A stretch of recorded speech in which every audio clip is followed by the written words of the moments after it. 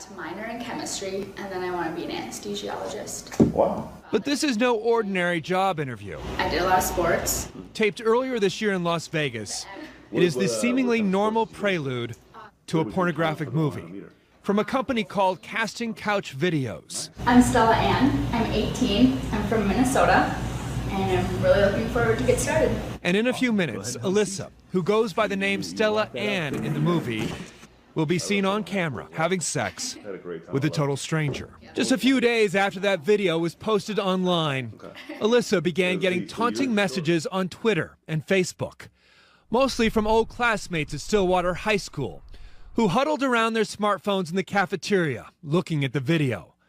And they were not kind. One student tweeting, "Wow, you're a thought," slang for prostitute. Does her dad know? Another wrote, "Nothing brings a school together like a porn star who graduated last year. I guess you could say news spreads fast here at Stillwater. Ha ha."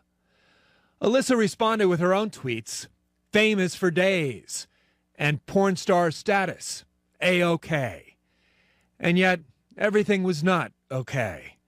Because just 2 weeks after the video was posted online, on April 14th, Alyssa bought a 12-gauge shotgun and drove to this picturesque boat landing on Big Carnelia Lake and killed herself.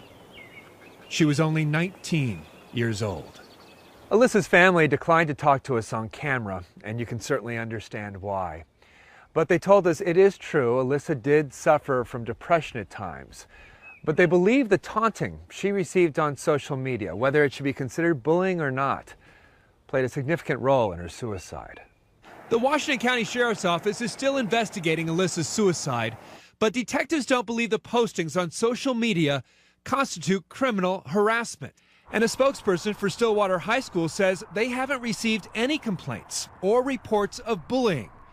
But they point out correctly that Alyssa was no longer a student of theirs.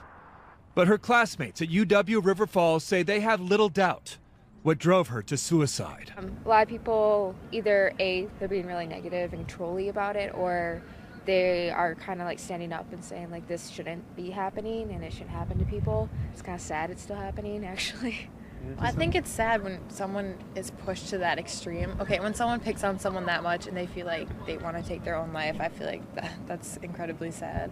And there is a striking contrast between Alyssa's story and that of Duke University freshman Miriam Weeks, a.k.a. porn star Bella Knox, who sat on the very same couch.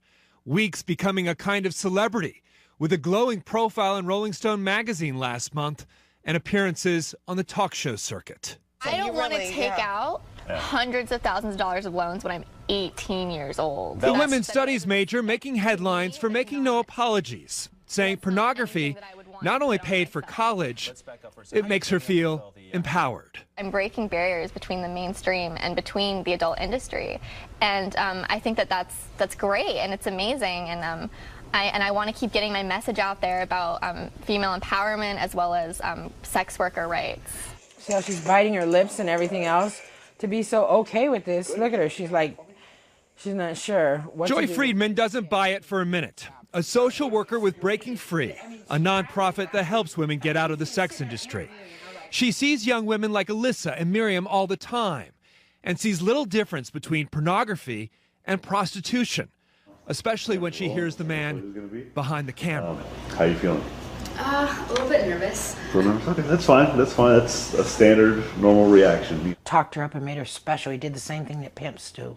Listening to that reminded me of the pimps who used to talk to me. I've seen a lot of work, watched a lot of porn, seen a lot of nude photos. Friedman believes because children are exposed to pornography at a younger age, they've become desensitized to it and don't realize the decision to do porn today will follow them for a lifetime. This is permanent. She can't erase this. Now it goes into your family, it goes into your friends, it goes into your career in the future. This is what you're going to be known for, and this is who you're labeled as.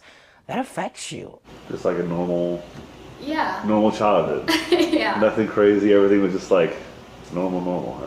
Yeah, pretty much. Okay. I would bet if we had to go back further and take off the layers of what happened for her, that we'd find there was something dysfunctional in the home somewhere in the past. Alyssa's had more than her share of challenges growing up. Her biological father has a rap sheet for theft and swindling. Her mother and a boyfriend were busted for dealing drugs and neglecting Alyssa's younger siblings. Alyssa had moved in with her grandmother when she was just a young teenager.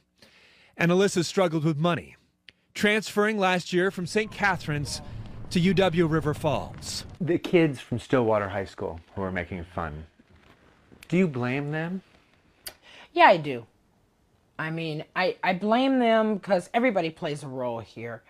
You can be a part of positive or negative. Why didn't no one go talk to her and say, girl, why did you do that? What can I do to help you? What are you going through? Instead, we jump on the bandwagon and it's her fault because she got in a video. Since Alyssa's suicide, there's been an outpouring of grief on social media with moving tributes. Friends remembering a sweet, bright, and intelligent young woman with so much promise. And yet, a month after her suicide, that pornographic video is still online too, outliving the young woman who paid so dearly for it.